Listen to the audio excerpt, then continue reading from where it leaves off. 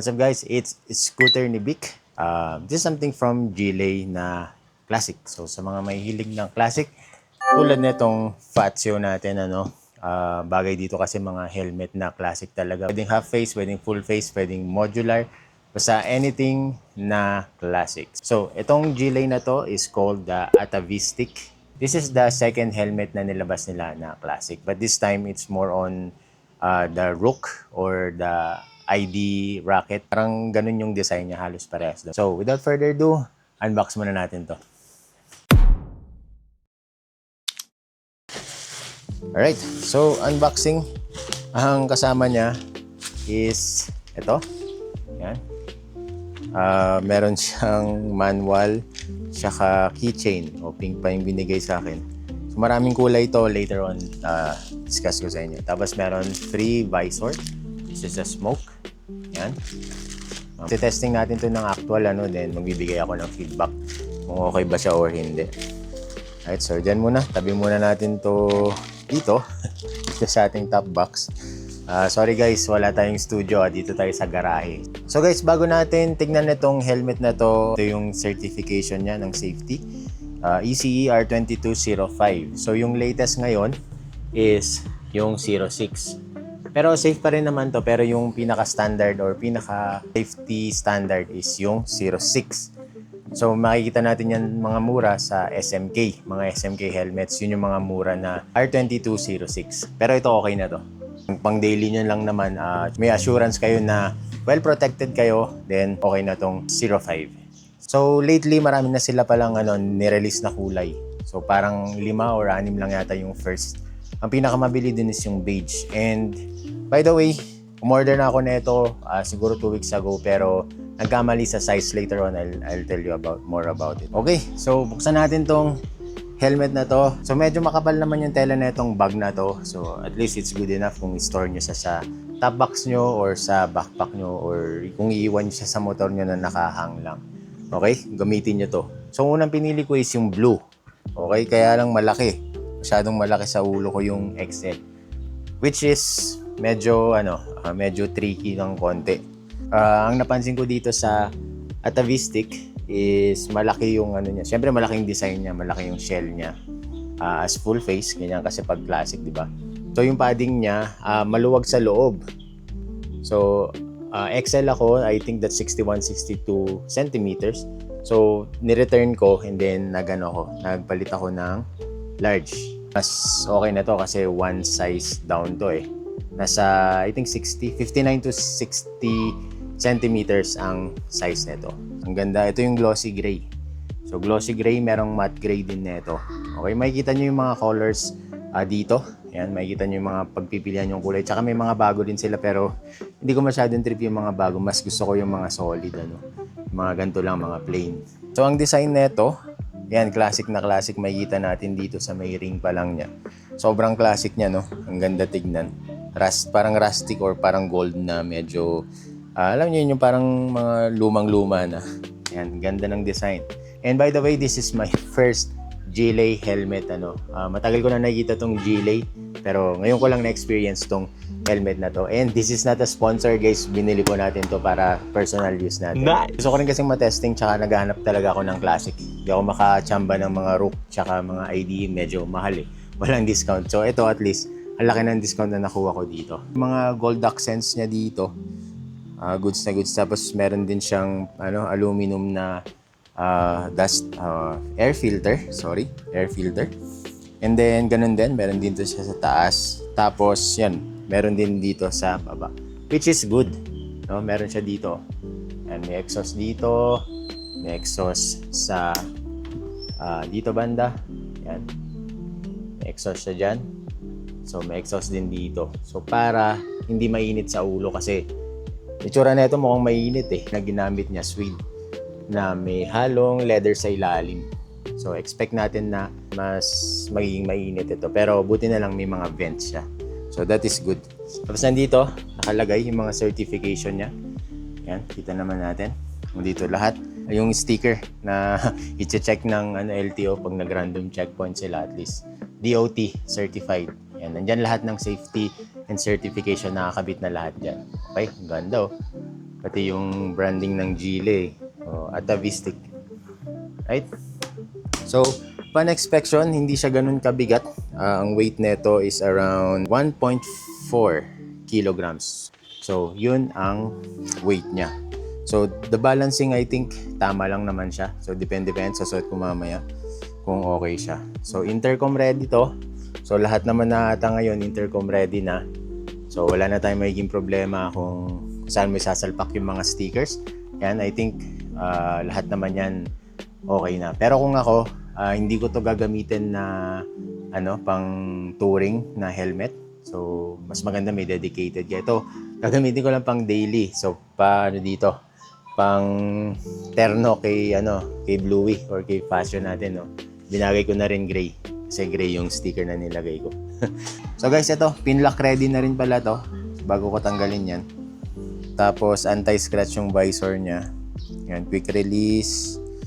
Right. So maganda yung vision niya kasi obvious naman, malapad yan eh. Right? So, buksan natin. Tanggalin natin, peel off natin. Alright, good. Satisfying, sobrang clear. O nga, pin lock ready nga siya. Soon magre-release din ang Gile ng pin lock para dito, para anti-fog, no? Para kahit nakasara, so hindi tayo mag-worry sa smoke or sa fog sa loob. So makikita pa rin natin ng maayos kahit nakasara. Right? Inspect muna natin yung sa loob. Yan, quick release. So hindi siya yung double ring. Ito, quick release na to. Yan. Tapos yan, may hook siya dito. Yan, may hook na pwede nating ibuhat or ito lang yung lalagay natin sa seat lock natin. Yan, pag gusto nyong ihang. Yan. So, tingin ko matibay ito kasi alam ko tinesting na nila to eh. Na kahit mabigat yung ilagay nila. Yan, hindi basta-basta masisira mo, mapuputol yung pinaka mounting niya. Okay? Everything is nice. So merong rubber dito sa ilalim.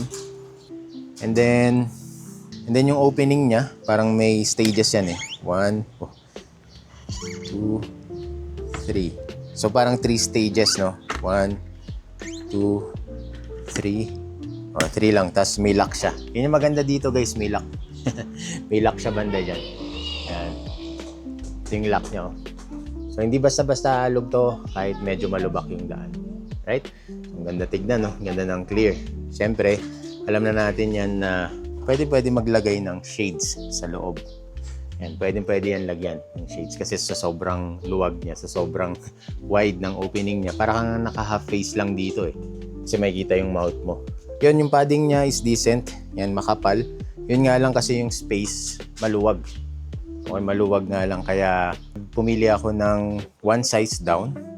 Kasi nga, sobrang luwag nung unang pinili ko yung XL.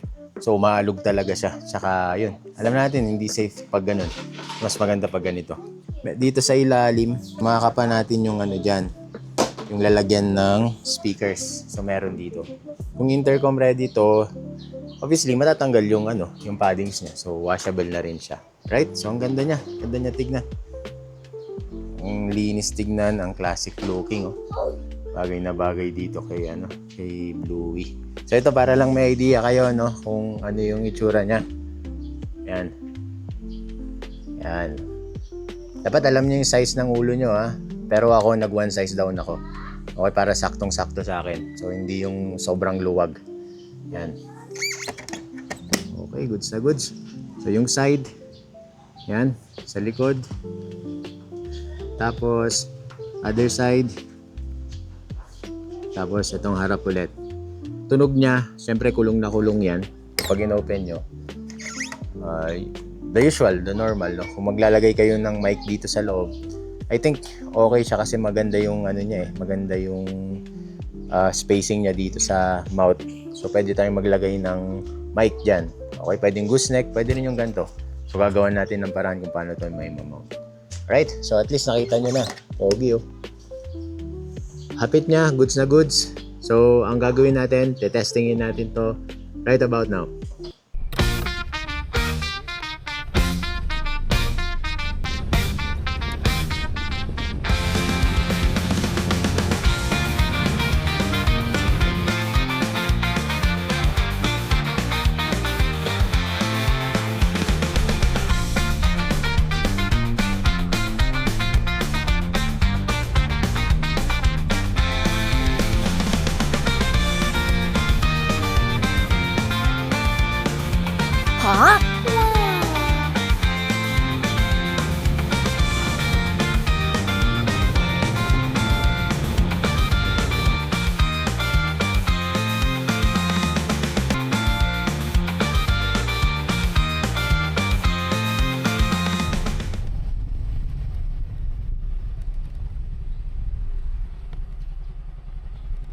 Okay guys, so konting feedback lang during the ride experience, okay naman siya, yung hapit and everything. Kasi tama yung size na pinili ko, it's large. Tsaka ang good thing pa dito guys, ang sobrang wide ng niya, vision niya. So, nakita nyo naman, ang lapad, di ba? Yung wind noise, medyo malakas siya. Ang ambient niya, okay naman. Hindi ganun kalakas yung surroundings. Tsaka yung dito pala, yung chin dito. Sana nilagyan nila ng pang deflect. Parang yung sa Nomad, yung Camino. Okay, may chin guard dito para yung hangin talagang hindi pasok kasi wala, kahit nakasara to, langhap na langhap mo yung hangin dito. Sa mga magtatanong diyan kung kakasya ito sa U-Box, ito example ng Fatso, hindi kakasya yan, masyadong maliit.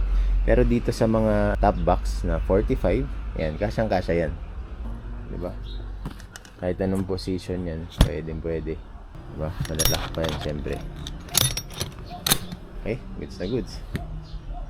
So guys, pagpapalitan nyo naman yung visor na ito, madali lang siya. Kuha lang kayo ng coins. Wala silang libre na tool para dito, pero kuha lang kayo ng coin. Mga 50, 25 centavos, piso, pwede yan. So, pakita ko sa inyo yung block. May libre ang Gile ng ganito. Yan, may instruction naman dito sa pinaka-packaging niya. Step 1, Step 2, Step 3. Kung nakita nyo yan.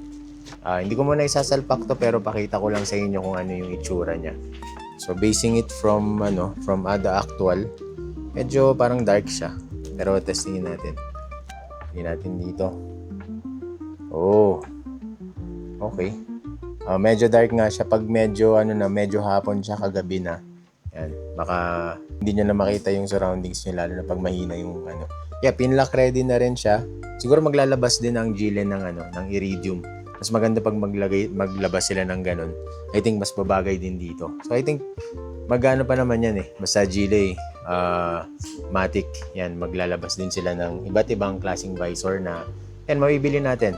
So goods na goods yun, tsaka good news yun para sa ating mga Gile user. Alright? So guys, I think that's it upon my testing dito sa helmet na to ng Actual. Expect nyo lang na medyo malakas or mataas ang wind noise niya dahil nga napakalapad netong visor niya, itong lens niya. So yung hangin talagang tatama. Pero kung mostly chill rider lang naman kayo, katulad pag gamit itong Fatso, pag ginagamit namin ito, chill ride lang talaga. Wala naman kayong magiging problema dito sa wind noise niya.